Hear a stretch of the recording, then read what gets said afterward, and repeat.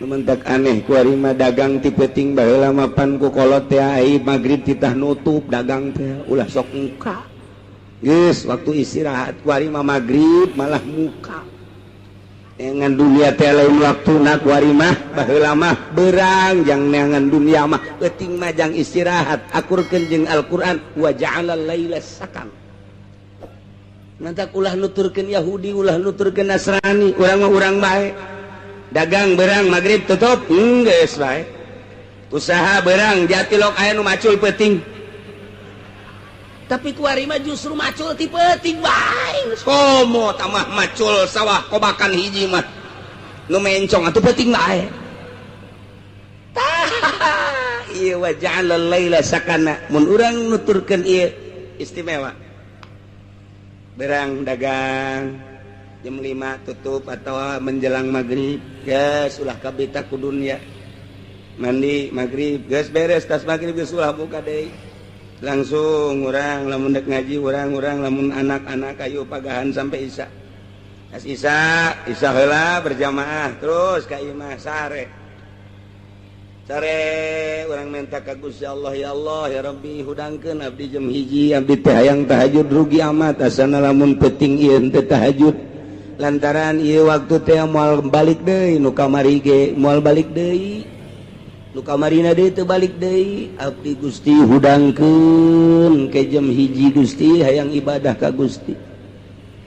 udang ti peuting urang tenang lantaran sarena berang keneh jam 9 jam 10 nah ban Allahu akbar tahajud lantaran cak Kangjeng Nabi Gusti Allah teh anna li ibadan yuhibbuni wa uhibbuhum sanyana kaula boga hamba-hamba anu resepkeun jasa ka kaula nu kula ge resepkeun jasa ka anjeunna istakuni wa asakuhu nyana rinduan ka kaula kula ge rindu ka manehanana saha eta kumaha cirina jelema-jelema anu ti peuting hudang ti peuting tadarru ka kaula ti peuting ceuri ka kaula ti peuting zikir ka kaula etalah jelema nu cinta ka kaula kula ge cinta ka anjeunna anu manehana rindu ka kaula nu kula ge rindu ka anjeunna ke lamun terus-terusan kos kitu lantaran saling mika cinta saling mika rindu ku kaula bakal dibere engke maziah-maziah kelebihan-kelebihanana tah Gusti abdi teh hayang ngarasakeun nikmatna ibadah cara Kangjeng Nabi mah kapan tahajud teh fardu abdi hayang ngarasakeun ibadah cara para wali mah tahajud teh unggal peuting abdi hayang ngarasakeun ibadah cara guru-guru abdi ulama-ulama nikmat teman sarena teh tadi diatur iyalah wa ja'alal laila sakana jang istirahat henteu kumaha tahajudna jam hiji masih kana wawalak-wakan wawalak-wakan jam hiji jam 2 balik ceramah jam 2 iraha tahajud jadwal panggung kapan teu kumaha deres tamanya nama masih keneh ngaji keneh aya nu di imah ngobrol datang ke jam 2 deuk iraha tahajud deuk iraha tahajud deres mun ngobrolkeun agama aya nonton main bola kan hulu sia eta rugi urang geus ulah make nu gitu-gitu parewan TV ganti gede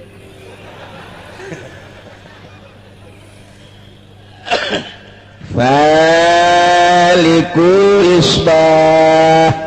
anu ngadamel waktu subuh teh Gusti Allah dalil kana Allah Maha Pencipta dia laila sakana jeung Allah ngajadikeun peuting teh jang tempat istirahat nuti berang tadina capek urut gawe capek urut ngantor capek urut ladang capek urut berbagai aktivitas peuting diistirahatkeun ku Gusti Allah kita istirahat sejenak ke hudang deui tahajud wa minal laili fatahajjad bihi nafil wa ja'alal laila sakana sahata nu nyieun peuting wasyamsa wal qamara husbana Allah ngajadikeun panon poe jeung bulan dijadikeunana sebagai hitungan jang waktu-waktu panon poe mah kapanggih deui sataun kaporosna ai bulan maka panggih teh sabulan kaporosna aya falak-falakna panon poe jeung bulan teh nu dijadikeun ku Gusti Allah teh wa kullum fi falaki yasbahu urang sok dibaca panon poe aya falakna bulan aya falakna aya manzilah-manzilahna jadi mual kaluar tina reelna bulan jeung panon poe ge lantaran bulan jeung panon poe teh lantaran Gusti Allah geus ngajelaskeun wa kullum fi falaki yasbahun panon poe lempang dina palakna ukuran satauneun kitu keneh bulan berangkat tina porosna tina palakna sabulaneun tayeu dijadikeun aya manzilah-manzilahna wa huwa alladzi ja'ala asy-syamsa diya'an wal qamara nuran wa qaddarahu manazila lita'lamu 'adada as-sinina wal hisab. Dina surat Yunus dijelaskeun ku Gusti Allah Allah teh ngajadikeun asy-syamsa panon poe diya'an caang nu teh dina poe barang panon poe bijil masyaallah jarum potong ge kadeuleu nu gelis kadeuleu gelis dan nu betot kadeuleu petot nu putih kadeuleu putihna nu hideng kadeuleu hidengna melalui panon poe ieulah wa huwa allazi ja'ala asy-syamsa diya'an wal qamara nuran begitu ti peuting aya bulan tanggal 13 mulai caang 14 mulai caang tanggal 15 pohara caang keindahan bulan purnama hese dicaritakeunana disebut caang jasa henteu disebut poe henteu tapi indahna pohara jasa ieulah cacaang panon caang bulan nu mantok ku budak masuk dipake bobogohan di handapeun kuburan sugan aya kunti anak nyelap eta bulan ya Allah ya Rabbi di samping Allah ngajadikeun bulan wa qaddarahu manazila aya manzilah-manzilahna jang naon ieu lita'lamu adadas sinina wal hisab supaya nyaho bing bilangan tahun bing bilangan bulan dihitung ku ahli palak teh mimiti ti April afhamtun maisarhun yunjarhun yusarun agasun sepsunjun burujun simaliun April Mei Juni Juli Agustus September ieu adalah buruj simali bagian kaler okmizun nop astun des kauzun janjatun febdalpun burujun janubiyun eta mulai nu genep teh tadi adalah buruj janubi aya us-usna di dinya afhamtun hartina April ham hartina buruj hamal yakni eta bintangna bintang hamal usna 9 jadi berarti urang lamun deuk hitung palak teh deuleu tah dina apakah ieu teh bagian simali apakah bagian janubi artina simali teh keur lempang kaler panon poe teh apa keur lempang kidul lantaran ieu teh aya palak-palakna aya bagian kaler aya bagian kidul engke waktu salat teh ge beda-beda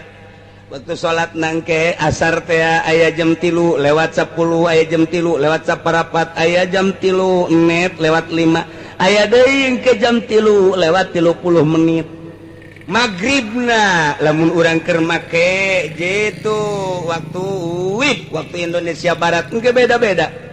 kecuali orang make waktu gorbi lantaran waktu teh aya waktu gorbi selalu jam genep bae aya waktu istiwa zohorna selalu jam 12 bae mun urang ngaji palak dek make istiwa zohor asa jam 12 zohor asa jam 12 zohor ngan kudu ditimbang make rubu nah eta teh waktu ngaranna waktu istiwa baheula mah di hareupeun masjid ulama-ulama nyieun waktu istiwa lantaran eta mah bertepatan jeung panon poe lamun henteu angkeb mengangkep teu bisa aya tek nololkeun paku sakieu dijieun ku urang kitu naon detik-detik jeung menit-menitna asal tepat bae perlempeng kalangkang kadinya berarti jam 12 istiwa ngaranna istiwa teh ngaranna tah atawa urang deuk pake waktu gorbi magribna selalu jam genep tah lamun bulan puasa kurang nyetel waktu gorbi ngeunaheun jadi geus teu kudu kurang leuwih asal jam genep magrib asal jam genep magrib engke waktu Indonesia Barat mah mungkin jam genep lewat 5 jam genep lewat 10 macem-macem atawa jam genep kurang 2 menit pokokna mah urang nyieun waktu jam genep magrib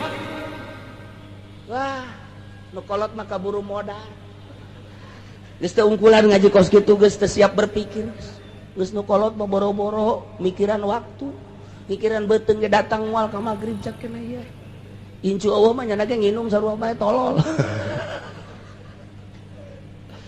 Ih, saha ciptakeun wasyamsa wal qamara husbana kulantaran aya manzilah-manzilahna geus kurang atuh ayeuna mah bisa dihitung melalui palak sia lahir bulan naon April berarti ieu Skoprio hamil berarti ieu Ustaz 9 sangaran sia ngaran aing Teddy hayang ka sia hayang ka Sarwiti hitung huruf anu hirupna nu paehna ulah Sarwiti hiji sin ro paeh ulah dihitung 2 waw hirup 3 ta sin genep 10 waw genep 10 genep ta 200 genep 10 genep ngaran sia Teddy ta 200 dal 4 berarti 204 lobana wewe kuari setahun teh adalah 12 bulan bagi 12 Sarwiti tadi sabaraha 300 260 genep bagi 12 sabaraha cepat kalkulator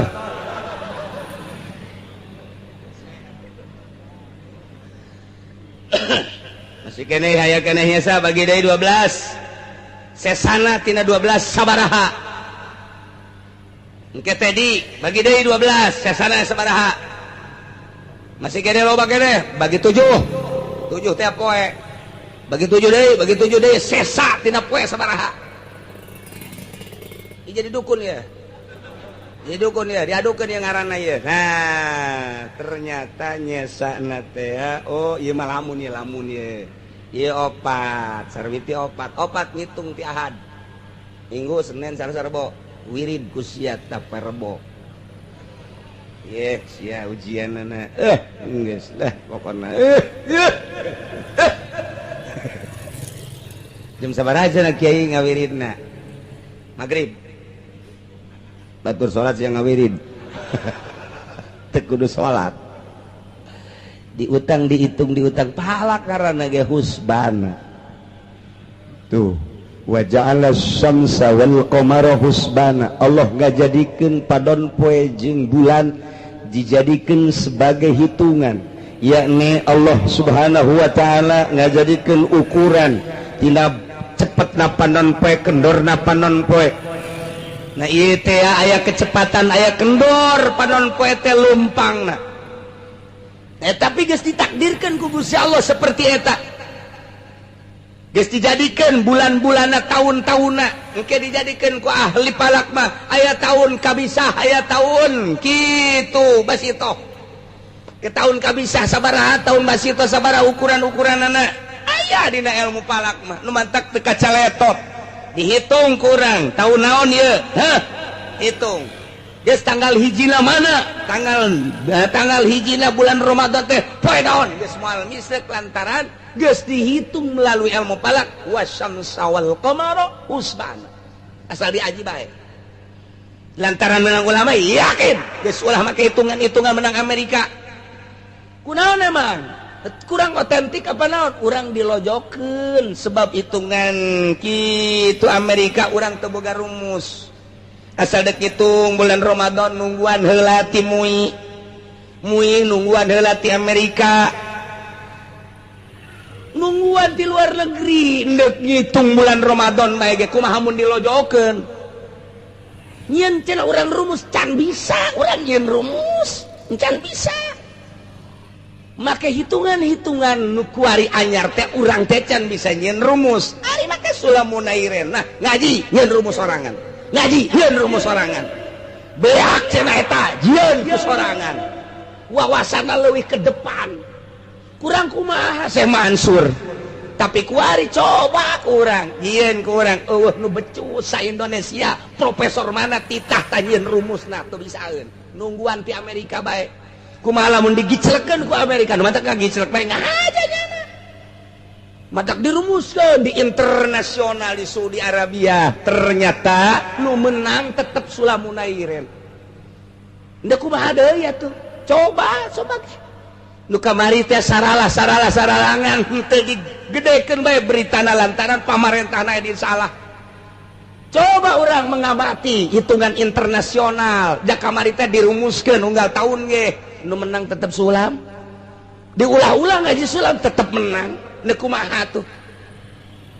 ulah micen mata ulah micen ceuli jak kabeh ge kuari mah geus jararitung kuari mah informasina global nyaho kuari ke dirumuskeun di dunia internasional palak kamari pan anu salah mantap Malaysia yang serikeun ke Indonesia kami belajar palak di Indonesia kenapa orang Indonesia tidak memakai falaknya orang Malaysia belajarna di Indonesia kunaon ai Malaysia na akur jeung Sulamunairen ai Indonesia henteu nya sarikeun orang Malaysia kemunduran Indonesia loba jasa dibandingkan jeung Malaysia nu tatadina orang Malaysia berguru ke Indonesia kuari orang Indonesia berguru ke Malaysia hulusia bego teu boga kaisin meureunna teu bisa nyeun rumus urang teh teu bisa nunggu ti ditu nu mantap moal ka ngaritung kuari teh can ngaritung teu boga rumus ke asal bulan Rawah nungguan rumus turun ti depan karak dihitung tinggalin oh. Wasyamsa wal qamara husbana geus ditu tinggal ngaji bae dek ngaji Sulamunairen mangga dek ngaji Durusul Falakiyah di Jawa mangga akur tak bakalna Durusul Falakiyah mah beda seutak saeutik jeung Sulam selain ti eta cak guru kula dua guru murid daripada Syekh Mansur bener mah bener ulah dipake dua bae nu dipake mah hiji Sulamunairen dua Durusul Falakiyah ngan kesulitanna Durusul Falakiyah mah make logaritma lamun teu ngaji logaritma tuh moal bisa mantap ulama ngaji heula logaritma jakeul baheulana sakola pan SD kelas 6 ngaji heula log ngaji mantap kau kesulitan lamun urang geus ngaji mah geus yakin menang ulama beres tuh aya abah mah ngos kituna kieu bae teh babarita Januari Februari Maret April Mei Juni Juli balik di Agustus September gas nyado sarua atawa make kitu Japar Sodik mah 5 tambah 5 bisa eta teu pake anggaran puasa ulah jang naon atuh eta yang hajatan teh maksudna babari bae abah mah ulah mun yang hajatan los pake tetep Sulam Durusul Falakiyah jadi dihitung wasyamsa wal qamara husbana panon poe jeung bulan dijadikan sebagai hitungan untuk hitungan Arafah untuk hitungan lebaran untuk hitungan puasa untuk hitungan bulan urang bisa nganyahokeun bulan ieu sabaraha harina yang kepentingan nu mantak Kangjeng Nabi ge ditanya yasalunaka itu anil ahillah Kangjeng Nabi ditanya Gusti ari eta si tanggal kumaha eta maksud kumaha mimiti leutik kaju gede haju ke ngaletikan yasalunaka anil ahillah sahabat naranya Kanjeng Muhammad tentang bulan-bulan sabit mimiti ayat gede gede tanggal 15 ketika ngalemes letik ke ayat deui kumaha Kanjeng Nabi ngajawabna kul hiya mawaqitu linnas eta mah waktu-waktu pikeun manusia aya waktu Ramadan aya waktu lebaran aya waktu Arafah jang wukuf jeung waktu-waktu anu sejenna nu ditanyakeun bulan nu ditanyakeun tentang bulan sabit dijawabna ku Kangjeng Nabi hikmahna di jero bulan aya waktu-waktu kul hiya mawaqitul linnas usbana itu mentak lamun kuari urang boga anak daek masantren teruskeun kada ngaji falak kena nyahun falak salafus sholihin falak anu kuarina make komputer aji jang perbandingan nyukomna aji dan lain sebagainya sanajan urang nunggu rumus di Amerika aji mah aji bae sedengkeun Kangjeng Nabi Musa jeung sahabat-sahabatna yane kaum Bani Israil na diinstruksikeun tindak asup ka negeri eta di mana eta negeri teh yakni kitu Palestina terus datang ke Syam Syria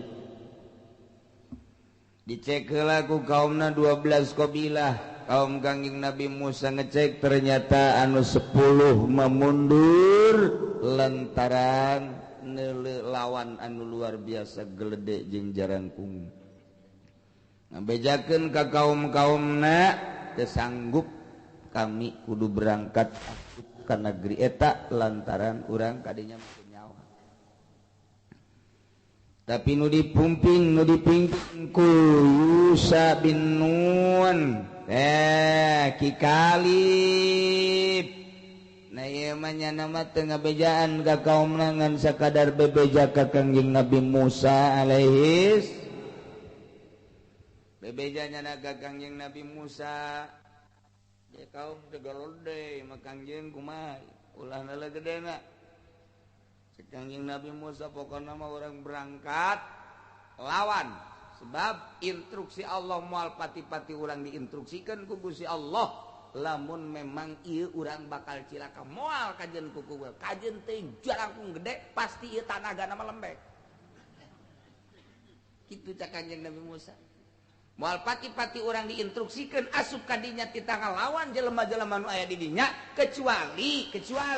eta jelema teh moal henteu cak Gusti Allah eta teh sangkilang jangkung sangkilang gede ge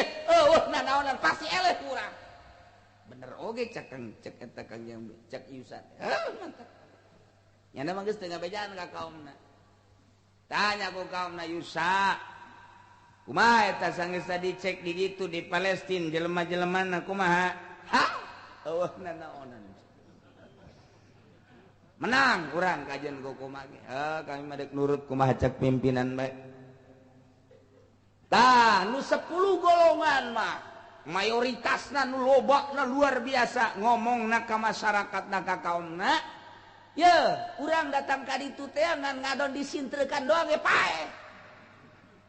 bayangkeun ku sia kumaraneh kabeh aing bae cicing di hadapan ceulina eta tiis jadi ceulina bae ge eta bisa pake ngiuhan luar biasa paneta ceuli bisa pake ngiuhan ku sia bayangkeun tah mah gede jasa ulah nyaritakeun gede ceulina bae heula ceuli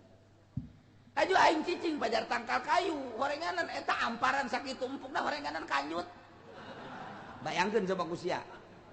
ya Allah ya Rabbi mun teh nyaho mah mun nyaho mah mun teu aya nu ngarokok haju nyecelek mah kadinya hatu aing terus bae ngeunaheun ngan nyecelek kaju kagulung ajar kiamat ku aing teh cak anu bohongna eta mah ku gede-gedena teh kos kitu masyaallah luar biasa tah eta kaum teh harita atuh arembungeun milu cenah lain lawanan urang atuh tambah kos kitu makana lain lawanan tambah atuh kos kitu mah sin atuh urang eta teh Allah mah ndek nyieun kamonesan teh model kos kitu jelema biasa titah ngalawan jelema jangkung gede tapi ieu perintah Allah urang nu laleutik titah salat sapoe sapenting 5 waktu ai baheula nu galaledengan sawaktu doang baheula mah pan jelema teh 2 kali lipat urang ye jalangkungna teh 2 kali lipat urang lamun urang 1,5 meter nu baraheula mah 3 meter tapi salatna ngan sakali doang aya nu magrib doang aya nu isya doang aya nu subuh hungkul urang mah laleutik tapi 5 waktu pan pohara mantap haju loba nu qaid ge ieu teu kararuateun salat ieu tapi kan dirasakeun ku urang makin salat makin ngeunah malah tambah jeung rawatibna qobliyah jeung badiahna malah mah hayang keneh salat tambah salat duha malah hayang keneh tahajud beuh mantap keloba nu geus tarangna harideung dipantau-pantaukeun ieu teh Quran ku ngeunah-ngeunahna ieu salat geunaheun masyaallah eta kos kitu Gusti Allah teh nyieun kitu kamonesan seperti eta nah ieu umat Kangjeng Nabi Musa nu 10 ngomongna kadari qalu ya Musa inna lan nadkhulaha abada wahai Musa cek kaumna nu 10 golongan innalana nadkhulaha kami kabehan moal asup ka eta ardal muqaddasa abadan datang ka ilaha ge moal bae kami mah madamu fiha salila jelema-jelema nu jarangkung gede teh aya di kota eta di negeri eta kami moal ka ditu datang ka ilaha ge moal bae ku mah ulah hese-hese Musa ari mana deuk maksakeun mah ka ditu cak kaumna ieu fadhab anta wa rabbuka maneh bae berangkat ka ditu duaan jeung pangeran perangan habek eta ngomong teu kira-kira Pak eta ngomong nyungkun pohara jasa Musa ai maksa-maksa teh mah tadab anta wa rabbuka faqatila inna hauna qaidun maneh bae Musa berangkat ka ditu jeung nu nita ka maneh pangeran los perang duaan ka ditu inna hauna qaidun kami mah deuk di dieu bae moal perang gideug Kangjeng Nabi Musa masyaallah ieu si kaum ku pohara-pohara Kangjeng Nabi Musa di dunia langsung prihatin hatena kurang kumaha memehna geus dibere nikmat nu sakitu luar biasana dibere nikmat kamonesan ti Gusti Allah anu luar biasa jajaba ku ari teh dibere awak anu sakitu poharana gararagahna jangkungna gedena sedang aya diinstruksikeun titah perang moal semata-mata dititah ku Gusti Allah lamun moal pimenangeun tapi geuninganan geus kapiheulaan ku perjerih geus kapiheulaan ku borangan sieun tati dinya Kangjeng Nabi Musa prihatin komo meureun mun teu dibere nikmat ieu mah meureunna embung jasa ngahareupan perintah Allah teh urang kuari titah ngazakat sote kapan dibere nikmat ku Gusti Allah lancar usaha tu mantak naon cak Allah ku aing pan sia geus dibere nikmat dimimitina ge dibere lancar usaha sia ta kuari mah geus aya sani soban kaluarkeun eta ta eta make teu daekeun keneh bae komo meureun mun teu dibere cacakan dibere nikmat embungeun keneh bae takos kitu teh kuari dibere nikmat maneh teh ieu teh munggah haji mangan saukur 30 juta 35 juta 40 juta hayang plus mah mungkin 70 juta eta teh maneh pan dibere nikmat sabaraha taun ku aing sakali bae sia munggah haji tapi teu daek keneh bae buang ka warah itu eta teh insya Yahudian wa insya Yahudian au Nasranian payamut jelema dibere nikmat tapi teu daekeun ka Mekah keneh bae padahal geus disop awas paehna mun teu jadi Yahudi jadi Nasrani eta pan ancaman ti Gusti Allah dibere nikmat heula ku Gusti Allah teh ya Allah wari urang dibere nikmat teh geus teu kahitung nikmat wa ta'uddu nikmatallahi la tuhsuha dibere sehat dibere boga mobil dibere boga motor pamajikan geus sehat malah marencana dek nyandung di jeung urang Lampung mun teu kanyahoan kuno kolot mah nah, eta teh apa nikmat tah mantak naon gunakeun ku urang pake ibadah ngaji keur teu ngabesan mah heula ngaji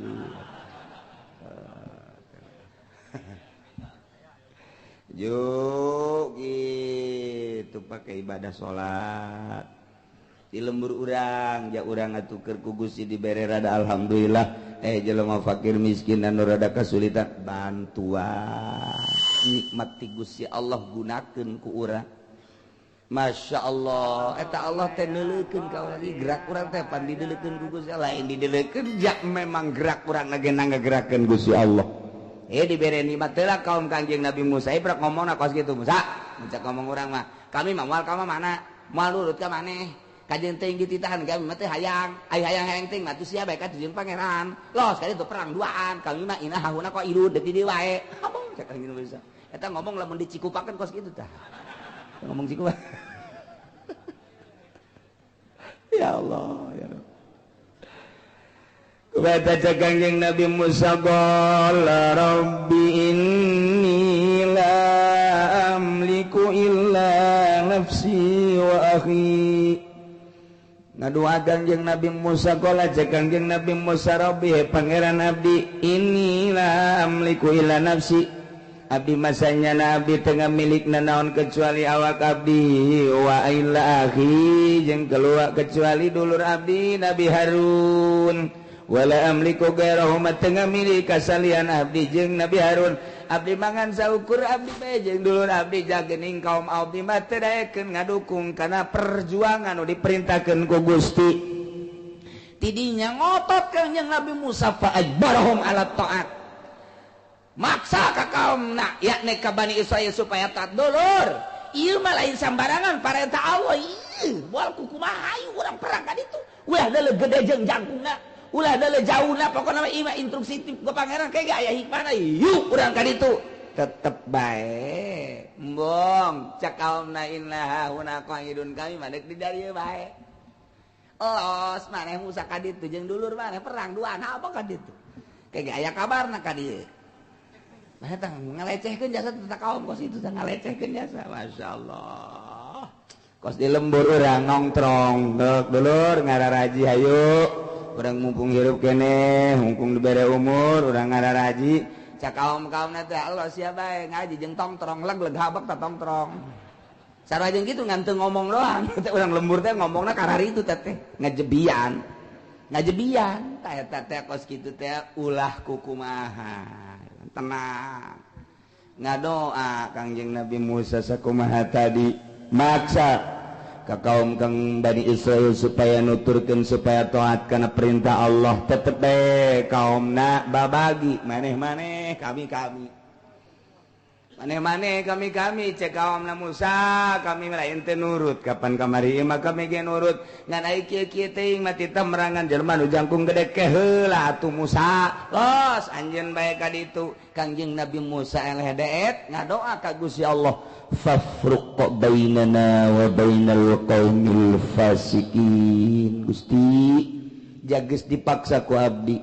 geus diajakan maksimal ku abdi ku cara kumaha bae geus didongkrak ku abdi ku dalil-dalil ku cara-cara abdi tetep bae teu daekeun abdi mayeuna mah menta kieu bae Gusti la fafruq bainana wa bainal qaumil fasikin Gusti misahkeun bae Gusti pisahkeun bainana antara kaula wa bainal qaumil fasikin jeung antara kaum-kaum nu fasik coba hayang nyaho tah nu parasek teh kumaha ieu Kangjeng Nabi Musa ngadoakeun kepan diancam ku Gusti Allah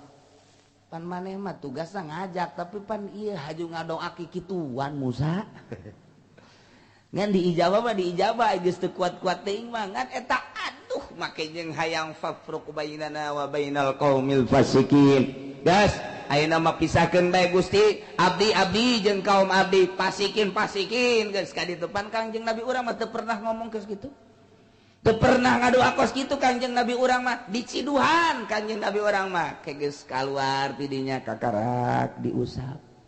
unggal deuk salat subuh diciduhan tenang we Kangjeng Nabi ke diusap unggal deuk salat diciduhan hiji waktu nu nyiduhan Kangjeng Nabi panculak jeung ka mana ieu nu nyiduhan teh ke muriang apa naon cek cenah teh ieu nu nyiduhan eueuh manta salat subuh teh tuh haju bae panjenengan teh neangan Kangjeng Nabi Muhammad teh neangan nu nyiduhan teh ka mana barang terang gering muriang bener kula biasa diciduhan istiqomah cek Kangjeng Nabi teh ieu aju eueuh ka mana ieu kula teh muriang hampura Muhammad poe ieu mah teu bisa nyiduhan cek cenah teh juga cenah nina ngasana cek Kangjeng Nabi teh be Muhammad diciduhan bae maneh maneh henteu naon geus lah walau mah kualima kulantaran diciduhan maneh teu ngalawan kula deuk asup Islam kualima asyhadu an la ilaha illallah wa annaka Muhammadan abduhu wa rasuluh deuk kumaha deui Kangjeng Nabi teu pernah lamun urang keur liwat aya nu nyiduhan goblok beureun sia aing teh nyaho urang bojong tolol meureun sia aing eleh turunan aing di bojong loba kene goblok geus kakarawat bae encan gelut cadaon hutu geus uplak kakarawat eta kos kitu urang teu leuleuy urang mah teu deudeuh urang mah pugu eta teh sabenerna mah teu nyahoeun panyiduhan komumun nyahoeun di Banjar pondok 2 tingkat satingkat 2 tingkat isuk-isuk teh pondok Dararopi bae kitu tah urut peuting teh kopi pan aya keneh di dinya atawa urut kopi peuting teh diucek ku cai panas urutna dek dipikeun ka jandela pas kiai liwat ka dinya kenapa kiai ka dieu eta kiai sugan tangga sugan henteu kukurung we ka dieu gitu tah Masya Allah nyaho-nyaho teh itu nu liwat kena kopi ku sanya ku sia saha itu si jelema di dalam horeng kiai atuh lamun urang bojong jadi kiai na goblok aing kiai ye kudu disimbreh ku kopi aing goblok sia diancam sia ku aing murid pantungtuna mah teu beres eta kos cara aya hiji posok pesantren santrina aya meureun 20 mah di santrina teh sok ngalaan nangkang ora disayurkan ku santri gitu papan tolol sia ka dieu deuk aja pada kalaan nangka aing hah deuk kalaan nangka aing bersih jadi pamalingan kawe meureun teh bubar sia ka awas sia ngalaan nangka aing tolol mereh henteu naon henteu bubar santri bubar eueuh santrian Masya Allah ayah Banjar mah paneta lain kos gitu tangkal kalapa kunyana geus dihalalkeun bisi ayah santri urang mana bae jeung saha bae haju ngalak ka kalapa ayah teu bebe jadi halal eta pohara jadi kiai teh mantap atuh geus dihalalkeun kitu tuh santri sadaek batu ngan teu dituar doang tangkalna Masya Allah eta kiai tuturkeun mah kos kitu mantap kula inget bae mantes pesantren di Garut ya deuk pesantren ka mana ulah sakal maruh ka ditu bae ka Banjar bae ih hayang ka anu hayang ka ulang geus kadinya bae teu nyaho sasakalana teu nyaho sejarahna kadinya bae pesantrenna kadinya datang kadinya pan karolot kiaina karolot ngaji bada Isa teh diajengan kakak almarhum Batul Muin jilid 2 bismillahirrahmanirrahim santri mayak hes kan ban kula mah anyar ji cuma ini berjamaah hes merenya aya ta nu saurang teh nu saurang atuh geus kitu ngaranna ge santri harare SKB ieu adu mangsi di ka dieu-dieun tah dikaleungeun-leungeunkeun coelan masih kula nanaon atuh budak mangsi dikaleungeun-leungeunkeun bener bae geus bangsa saparapat jam udang cek ieu teh udang pannya kadari karena banget kabeh atuh hari deung kabeh geus ara rondo aja tetep budak oh maksudna berarti eta neuk nyalahkeun saja bahayu neuk nyalahkeun saja mun hideung jak kunyana keneh mun kitu mah ku urang jak nya ku kunyana eta kos kitu teh kiaina kolot bebeja meunang 2 bulan teh bah lari pindah bae jak kiaina geus kolot tilok nyurah kiaina kadeup didinya bae didinya bae ulah pindah ulah aya yang boga surahan ulah geus didinya bae kata kolot teh geus nyaho daripada boga surah macem-macem tapi turunan kiai na nanaonan ieu mah turunan wali ka ditu tak Masya Allah ayah Banjar teh putra Mama Ilyas teh anu pernah kieu keur jamiahan teng oh ruh Mama Sobari naik ka luhur maot Mama Sobari kita kadeuleun roh kadeuleun kunyana mah pan urang mah atuh boro-boro roh orai gitu kadeuleun roh kadeuleun oh roh naik ka langit maot Mama Sobari ya Allah ya Rabbi roh kadeuleun eta kunyana Mama Sobari teh murid Mama Khalil tah Mama Khalil Bangkalan teh jadi deukeut jasa nasab ilmuna ka para wali paingan ti teh didinya bae orang kos gitu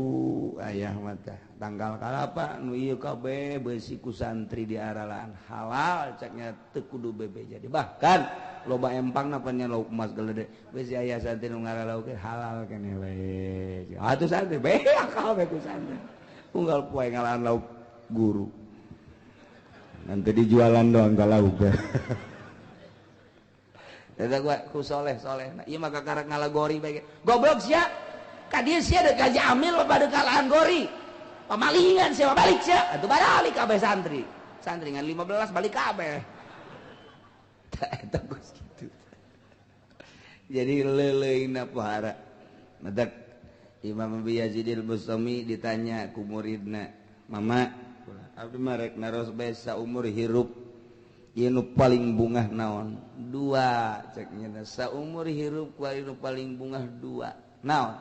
kahiji cenah kula eta keur di masjid datang-datang aya nu nampiling we jebret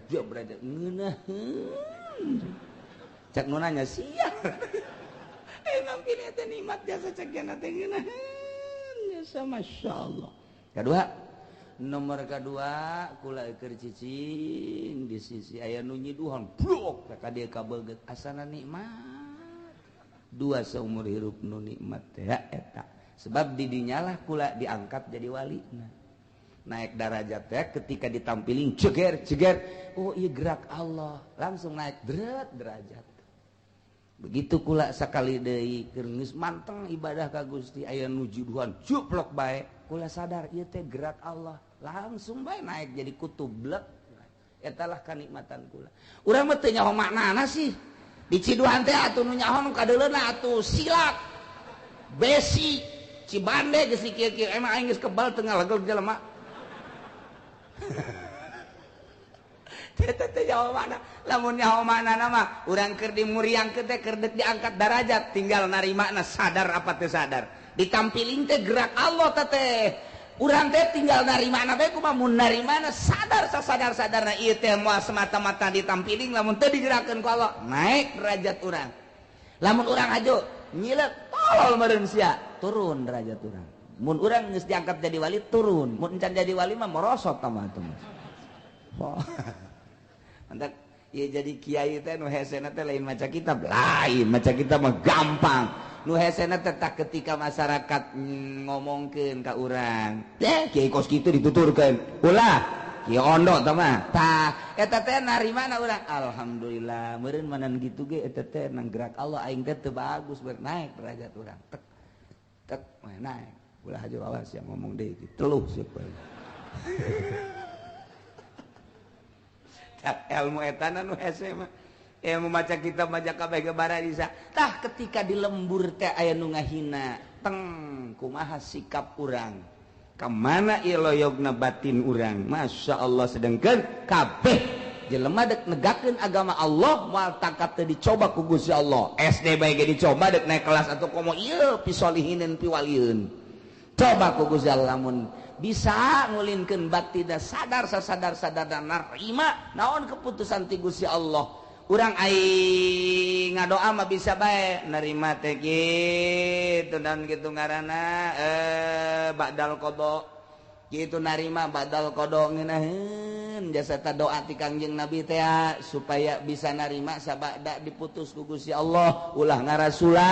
eta ngadoa mah ngeunaheun jasa ta teh tapi ketika praktekna coba tah ketika dikodokeun ku Gusti Allah gering dikodokeun ku Gusti Allah loba nu ngomongkeun dikodokeun ku Gusti Allah teh aya nu nyatruan kumaha sikap urang tek eta nu hese na deuk naik pangkat teh kos kitu ya Kanjeng Nabi Musa ngadoa fafruq bainana wa bainal qaumil fasiqin Gusti bos jawara pan Kanjeng Nabi Musa mah mantak doa lagi kos kieu atuh dah Kanjeng Nabi Musa mah terkenal jasa jadi lantaran boga lawanna Firaun jadinya nama luar biasa ieu nya Kanjeng Nabi nya Rasulnya jadi jawara ieu na ge teu kecekel kuduan gede sebab lawanna Firaun Pak mantak ngomong lagi capetan Kanjeng Nabi Musa mah jelema tangkas gagah sebab disesuaikan jeung lawan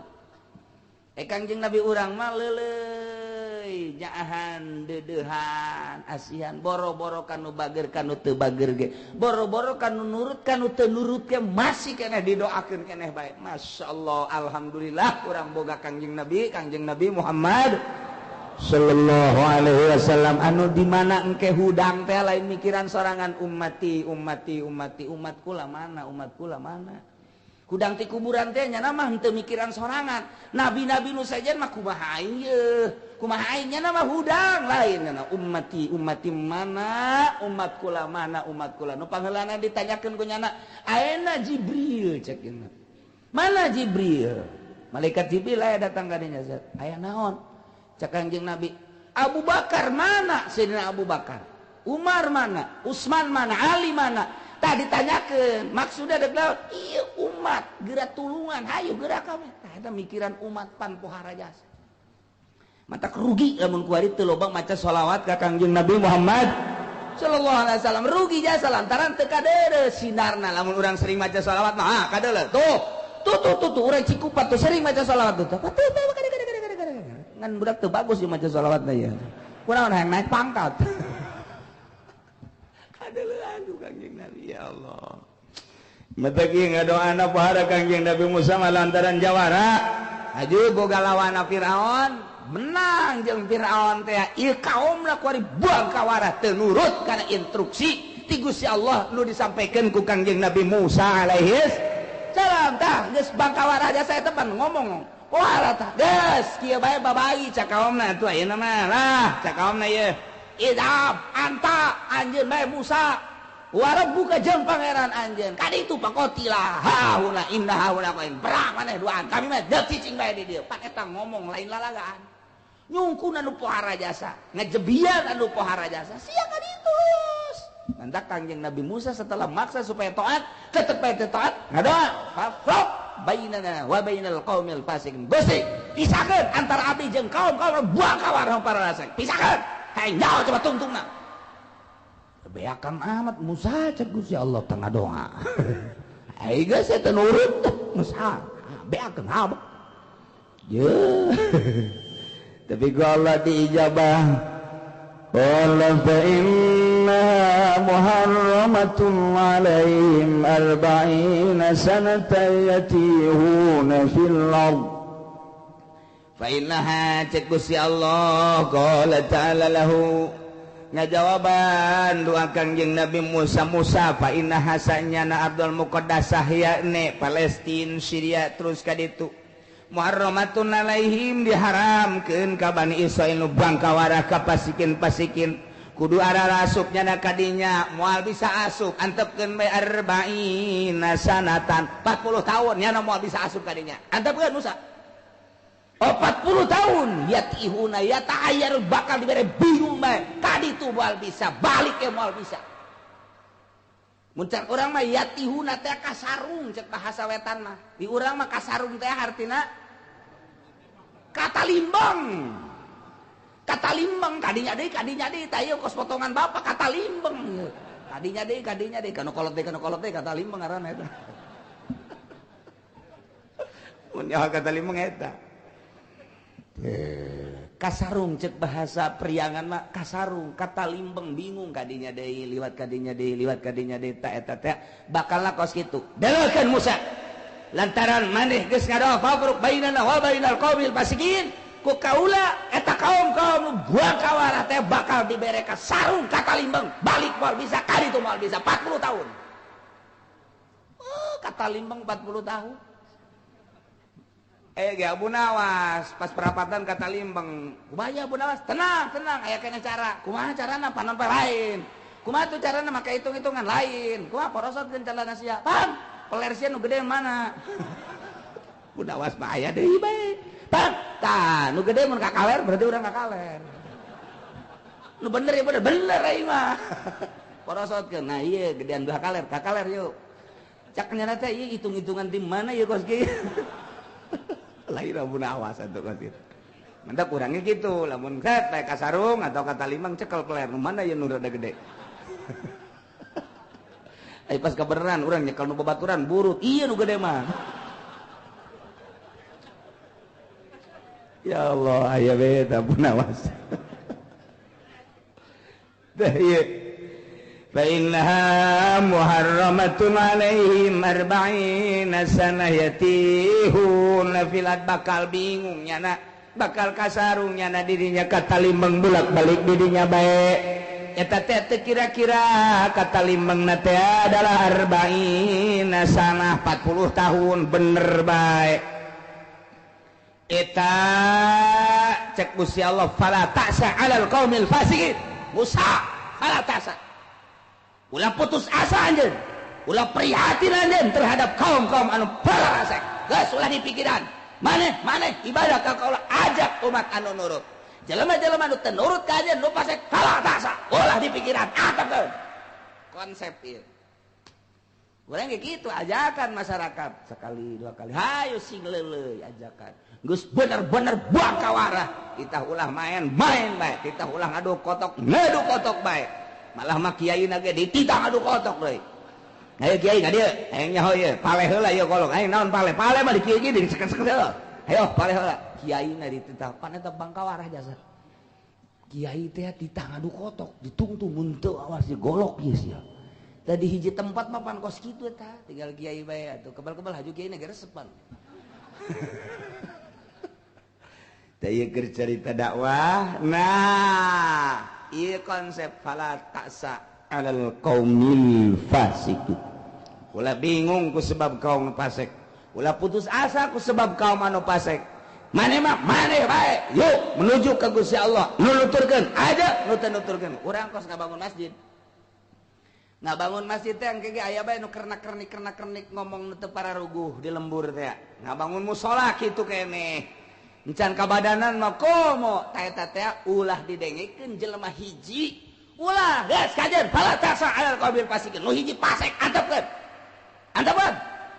Urang mah terus bae kegenyana ku galedeg ge.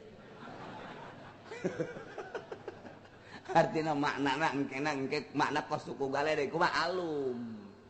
engke ge antepkeun lain geus urang-urang bae ngabangun jadi titah ku Allah ieu sakawasana samampuna ke jelema nu nangtangan nu ngomong macem-macem teh deleukeun sebab hakikatna mah lain ka kiai berarti nyana anti ka Gusti Allah. Asal geus anti ka Gusti Allah nentang ka Gusti Allah tinggal dideleukeun bae tinggal dideleukeun tah ieu fala ta'sa 'alal qaumil fasiqin pasek berarti nyana tengah dukung karena siar-siar agama Allah antepkeun deleukeun coba hayang nyaho tungtungna mah pararah ieu ka bae atuh pararah ngana pae nu ngabangun ge pahieu ngan ke di akhirat da bakal kadeuleu jeung ka tempat da ieu keur leuletikanana belah dieuna nyeun pondok pesantren teh kadeuleuna bakos didukung bae tungtungna mah mitohana bae ngalawan. Itu ajak metana dek yang pondok mandi dia bae ceng di dia ya di dia ya geus alhamdulillah tanah abah masalah aja sia teh atuh pan salaki anak abah geus ande teh anak abah sia anak abah geus di dia tah geus ngariung diajak sakali doang teu kaajak ka mitoha diusir begitu koe ngiran teh ieu tolol teh budak di dinya giliran kuari bae ai teu diajak padahal ngariung teu diajak sakali mitohana eta. Masya Allah ngajang hilek bae ieu kunaon abah orangan teu diajak ngariung pada teh aya tadi lembur tah mitoha teh diajak ngariung bae ngajang hilek tah eta kos kitu Masya Allah dibere berkat ya dipikeun berkat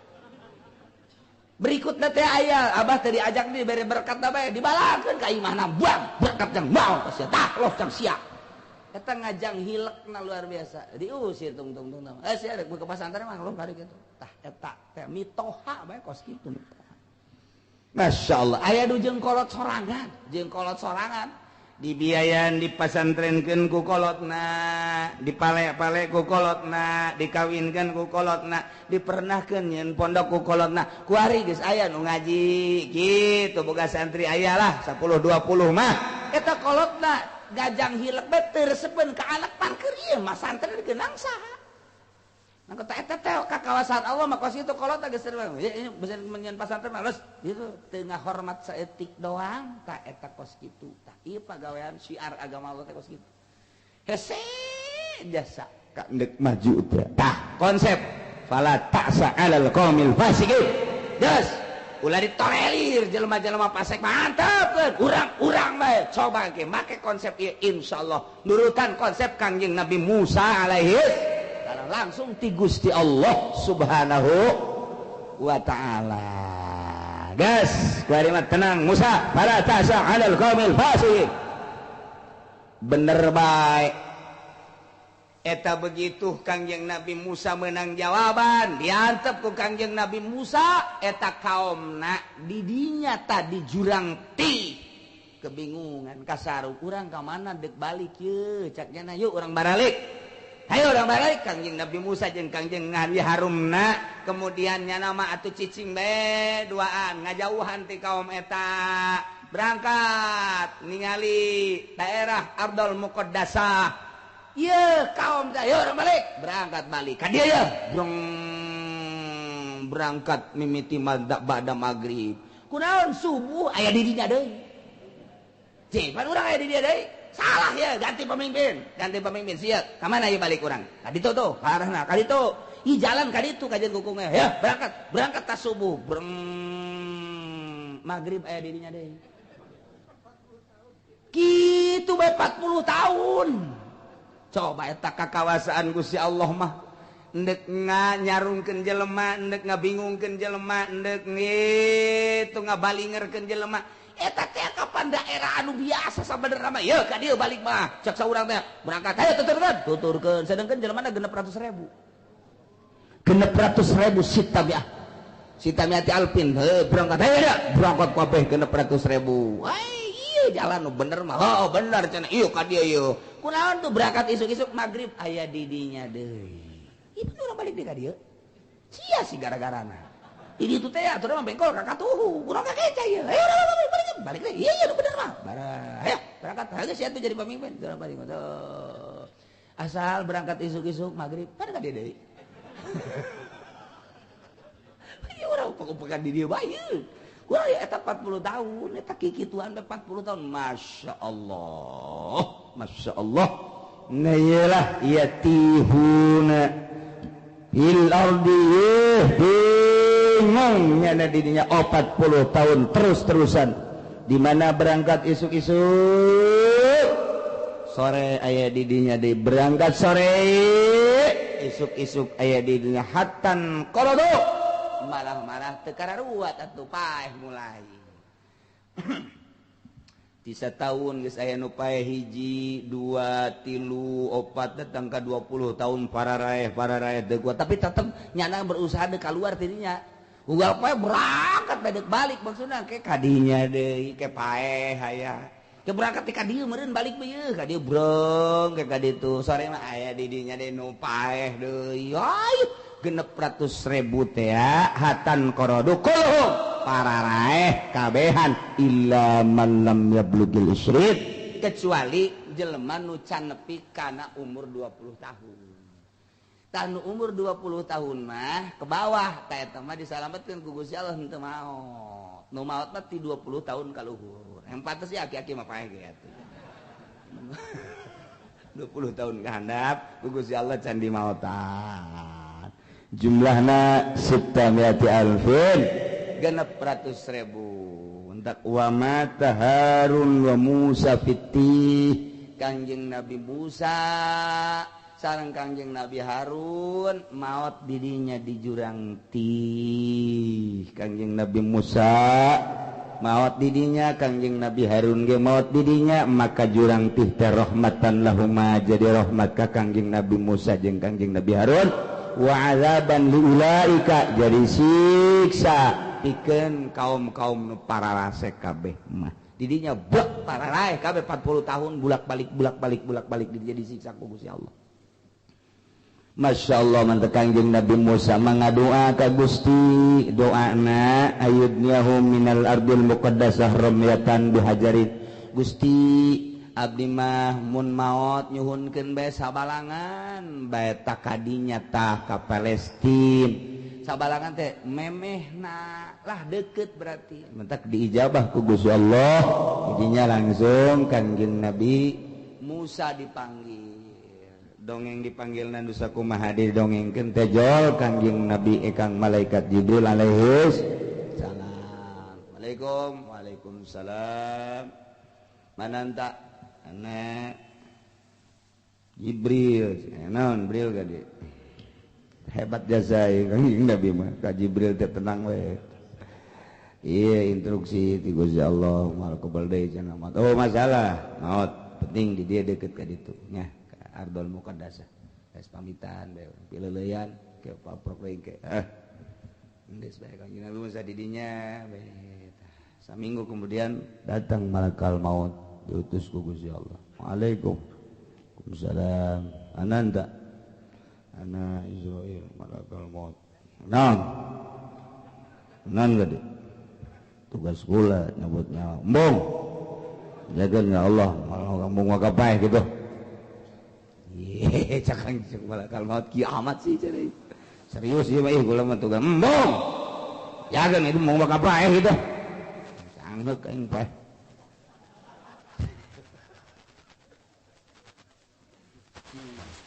Malakal maut ikula mah tugas. Tugas bejakeun ka ditu. Embung maka kitu. Laporkeun nu ngaran Musa moal wakayang pae bejakeun. Cing malakal maut aing kumaha ieu bejana ka ditu. Aing bisa carekan cenah ku Allah ieu. Ngadoa Kangjeng na eta malakal maut Gusti hamba Gusti ngaran Musa teh nabi Gusti, rasul Gusti diinstruksikan maut pae embungeun ja.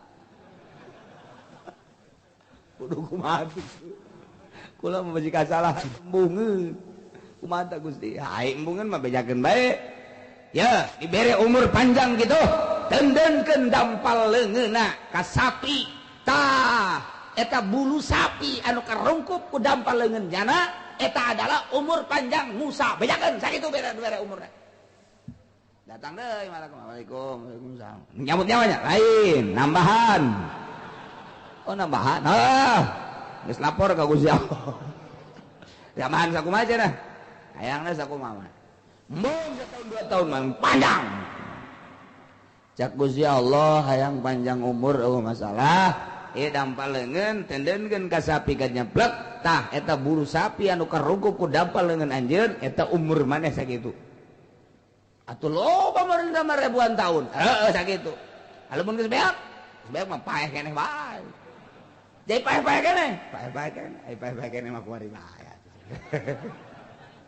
Ke paeh kuari paeh asal menang ridho Allah. Allah geus ridhoeun kan? Ridhoeun. Geus kuari bae. Nu bener ieu beusi ngamuk engke pan. Ngamuk bae. Bener ka Kanjeng Nabi mah moal ngamuk moal. Geus ridho jasa ieu kuari ridho. Pan kamari hayang atuh mah hayang panjang umur bae, heulanan pikiran. Nah, ai panjangna ribuan tahun engke bakal paeh-paeh kene mah naon kirinya ngising di dinya. Kuari bae. Kuari bae geus di dieu teh ta ieu hayang saromyah minal adil muqaddasah. Sabalangan ka adil muqaddasah. Geus di dieu cukup di dieu deukeut. Set berbaring Kanjeng Nabi Musa langsung dicabut nyawa. Cak Kanjeng Nabi Musa jeung geri oreng. Ngomongnya mah keur dicabut nyawa. Ngeri sudah teteh geri cek lagi geri jasa. Aduh Masya Allah lalaunan atuh ieu sakieu teh panglalaun aya waduh leuwih laun ti kieu cak eta lalakon Kanjeng Nabi Musa mah kos kitu teh nya geus laun tah Masya Allah cenah pohara ieu mah ieu oh teh cabut Allah Akbar amanatnya na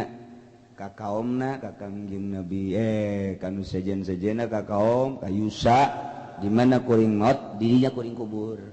hampir kitu Nabi makos Kangjeng Nabi urang di mana kuring maut di dinya kuring kubur mantak mautna di bumi Siti Aisyah di dieu jadi kubur dan tah Kangjeng Nabi urang ge di tempat maut di dinya dikubur ieu ge Kangjeng Nabi Musa di dinya dikuburna urusan biasa terus saten dikubur di dinya nah maka peti Kanjeng Nabi Musa petina nolol tah sekitar bangsa 20 cm baheula mah 20 cm eta teh diurugan di zaman Kanjeng Nabi Musa na diurugan ngan ku Gusti Allah supaya kanyahoan eta taneuna asal diurugan eueuh deui luhurna 20 cm jadi katingali bae ke diurugan deui ku masyarakat itikal kuburan Kanjeng Nabi Musa di zarahan biasa ke kebal sabinggu 2 minggu eueuh deui tah tetep petina kadeleuan bae teu bisa teh kadeleuan sebab ieu mah jawara jadi supaya nyata kadeleu tapi didongkel mah didongkel dek dikajerokeun teu bisa ini tutupan taneuhna nyingrai deui coba urang gali ku ari mah dikandapkeun teu kadongkel doser potong bae datang ke kuari nyana mata ieu jalan set menuju Palestina ti disebutna ta eta didinya aya kuburanna sisi jalan jadi urang lamun jarah di mobil bae kadeulean kuburan Kangjeng Nabi Musa teh sisi jalan eta nolol kuari sekitar sakieu ta petina eta teh terus digali dikanapkeun teu bisa ditutupan kuari nyingrai deui jadi kuari kadeuleu bae ke lamun urang lamun kuari ku kala kali itu ilu ge kuburan itu jarah ka Kangjeng Nabi Musa kuburan sisi jalan jadi orang di mobil baik katingali nah set cara pasti belah katu katingali tak eta kuburan Kangjeng Nabi Musa gitulah makom Kangjeng Nabi Musa sampai ke ayeuna ge eta ditutupan nyingrai deui digali kana teu bisa doser bang doser deuk dipindahkeun deuk dikondisikeun kuburan Kangjeng Nabi Musa ulah di sisi jalan tetep bae teu bisa didinya bae datang ka kuari. Itulah kuburan Kangjeng Nabi Musa alaihi salam beres jelema nu 40 tahun didinya bulat-balik kadinya bae pae kemudian Kangjeng Nabi Musa na maut termasuk Kangjeng Nabi Harun mah belah kitu ti Kangjeng Nabi Musa sekitar 10 meter kadinya ta eta teh biasa Kangjeng Nabi Harun mah kahandap biasa henteu nyingrai teh naon malah cak sariwayat mah eta teh geus dipindahkeun ka dieu ka Yaman tapi cak sariwayat mah henteu aya nu ngaku di Yaman kuburan Kangjeng Nabi Harun cak sariwayat di Yaman dihijikeun Kangjeng Nabi Daud Kangjeng Nabi Hud Kangjeng Nabi Harun di Yaman aya perkuburan para nabi-nabi eta adalah di Yaman mentak orang Amerika sieun ka Yaman mah sebab pernah dideteksi ku Amerika di Yaman teh loba di jero taneuh nu keur jalalikir la ilaha illallah la ilaha illallah ieu di jero taneuh bae kekieuan bae cak urang Amerika nanaonan eta la ilaha illallah sieun teh ya negara leutik tapi dipake ka sieun Indonesia mah dipake ka hayang jasa ku Amerika nu mentak dicumbu Indonesia mah dicumbu ieu teh ieu nu didahar ku urang jeung nu dibawa ka Amerika hampir bagi dua bahkan leuwihan nu dibawa ka Amerika ieu teh nu didahar ku bangsa Indonesia jeung nu dibawaan ka Amerika teh lobaan nu dibawaan ka ditu nyeri hate urang lamun nyaho mah pan bisa kitu atuh nu di luhurna babagi tah asal aman bae tah asal aman bae masyaallah mandak makin jadi presiden makin nikmat nikmat eta kos kitu ti sisi gigir lah gaji presiden mah sabaraha duit tapi ti sisi gigirna luar biasa kitulah keayaan Indonesia dipake ka bongbro jeung dipake ka bita ku subur-suburna Indonesia urang lamun hayang nyaho ka jeroan Indonesia mun urang tek jadi menteri nyaho bakal horeng kieu Indonesia ya ai jadi gubernur ge nyaho ngan can berdaya ai lain di lokasi nama tapi lamun di lokasina sarua gubernur oge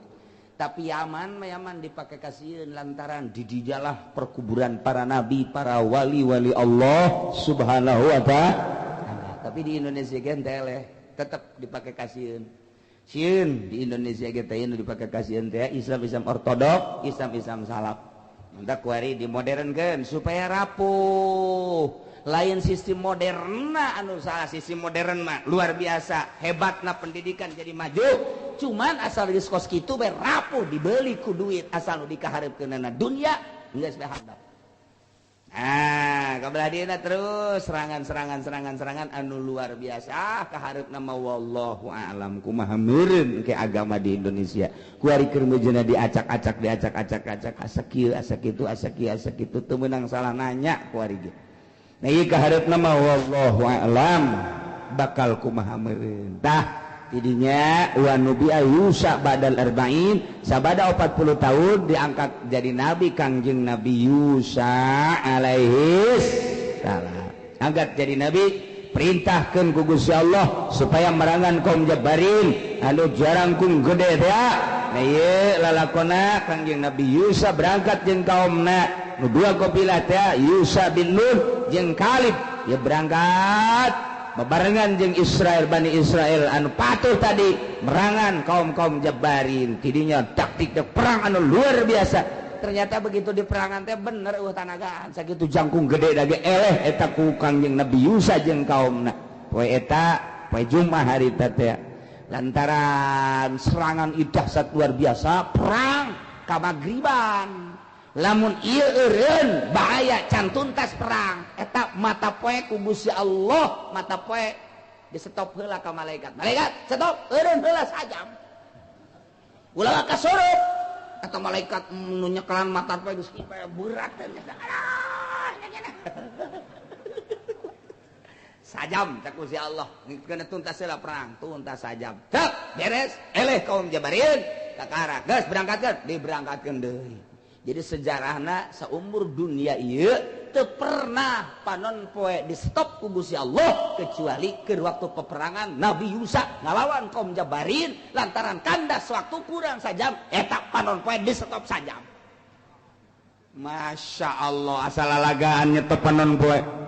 teu kira-kira eta saja mau kibat lahu syamsu sa'atan hatta faraga min qitalihim sehingga selesai perang ngalawan kaum Jabarin. Masya Allah mantap. Ngeriwayatkan Imam Ahmad dina musnada kana hadis inna syamsa lam tuhbas ala basharin.